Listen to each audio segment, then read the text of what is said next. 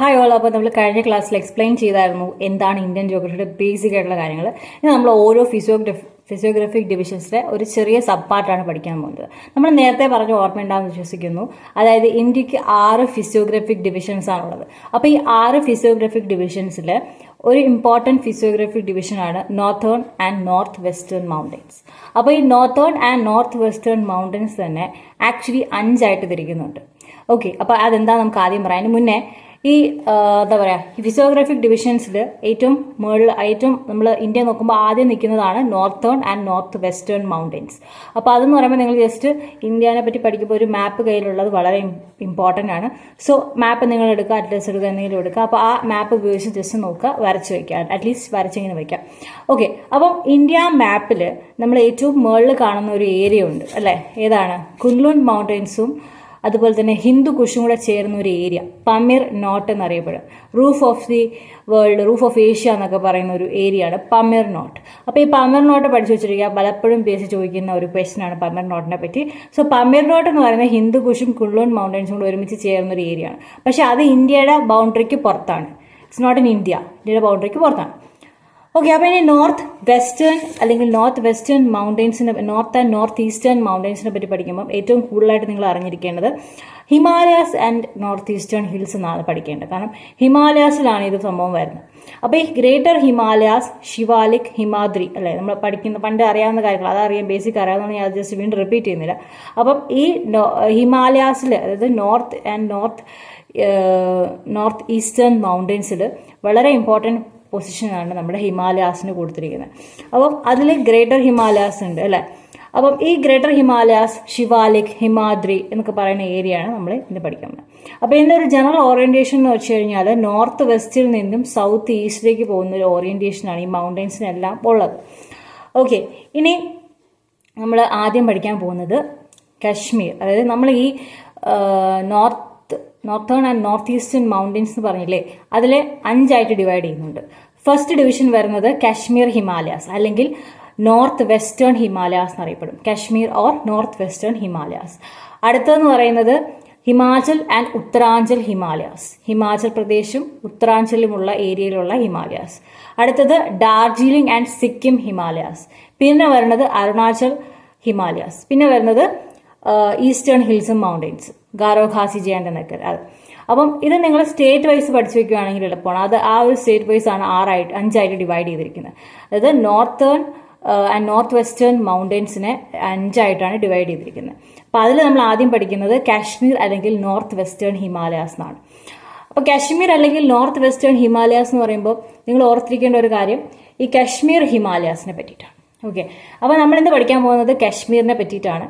Exclusively Kashmir fan lovers ഒക്കെ ഉണ്ടെങ്കിൽ you have to listen to geography. Okay, അപ്പം ഈ കാശ്മീർ എന്ന് പറഞ്ഞാൽ നേരത്തെ കഴിഞ്ഞ ക്ലാസ്സിൽ പറഞ്ഞു ഇന്ത്യയുടെ യങ് ഫോൾഡ് മൗണ്ടെയിൻ ആണ് ഹിമാലയാസ് അല്ലെ, യങ്ങസ്റ്റ് ഫോൾഡ് മൗണ്ടെയിൻ ആണ് ഹിമാലയാസ്. അപ്പോൾ ഈ ഹിമാലയാസിന്റെ ഒരു പ്രകൃതി രമണീയത എന്ന് പറയുന്നത് അതിന്റെ ആ ഒരു പീക്ക്നെസ്സും അതിന്റെ ഒരു ഡെസേർട്ട് കൈൻഡ് ഓഫ് ഫീച്ചേഴ്സ് ഒക്കെയാണ്. അപ്പോൾ നിങ്ങൾ ഇനി ഓർത്തിരിക്കേണ്ട ഒരു കാര്യം, ഡെസേർട്ട്സ് എന്ന് പറഞ്ഞാൽ 2 ടൈപ്സ് ഓഫ് ഡെസേർട്ട് ഉണ്ട്. കോൾഡ് ഡെസേർട്ടും ഹോട്ട് ഡെസേർട്ടും. ഈ ഹോട്ട് ഡെസേർട്ടാണ് നമ്മൾ ഈ കാണുന്ന രാജസ്ഥാൻ, ഥാർ മരുഭൂമി.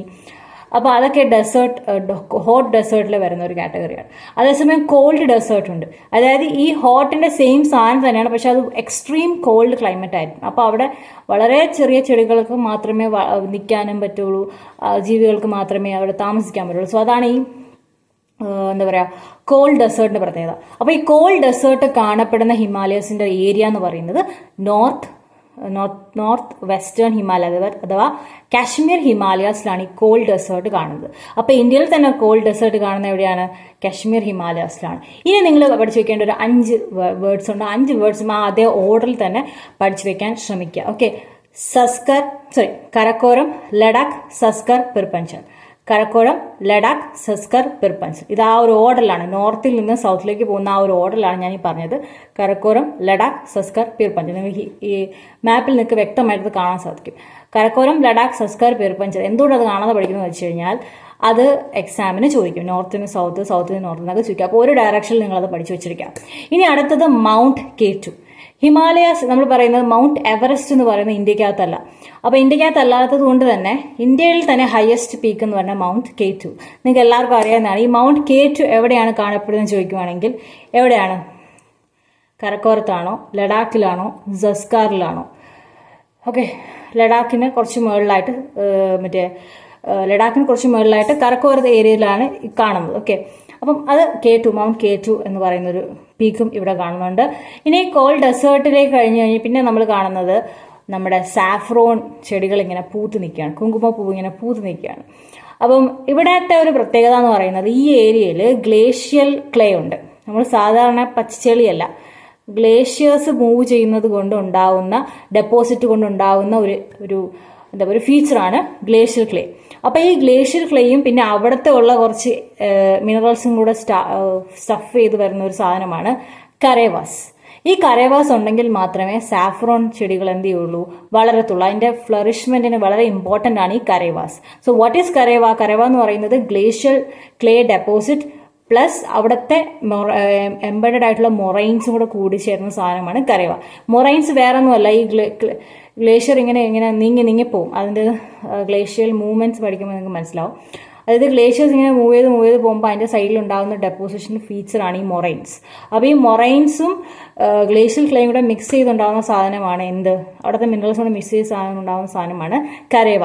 ഈ കരേവാസ് സോയിലുണ്ടെങ്കിൽ മാത്രമേ അവിടെ സാഫ്രോൺ ചെടികൾ വളരുള്ളൂ. അതുകൊണ്ടാണ് കാശ്മീരിൽ മാത്രം സാഫ്രോൺ ഉണ്ടാകുന്നത്. ഓക്കെ, അപ്പോൾ നമ്മൾ കാശ്മീരിൽ സാഫ്രോൺ കണ്ടു.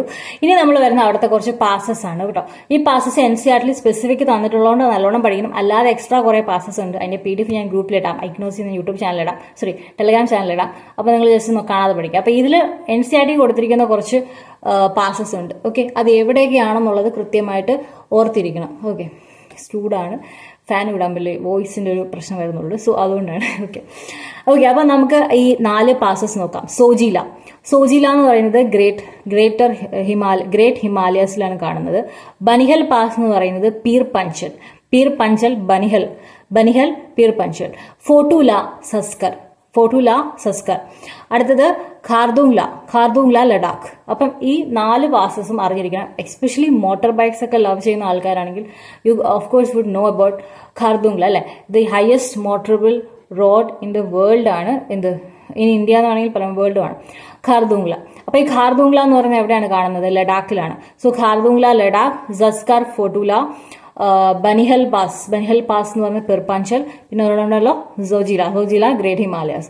ഇത് NCERT കൊടുത്തിരിക്കുന്ന സാധനമായതുകൊണ്ട് കൃത്യമായിട്ട് നിങ്ങൾ പഠിച്ചു വെച്ചിരിക്കുക.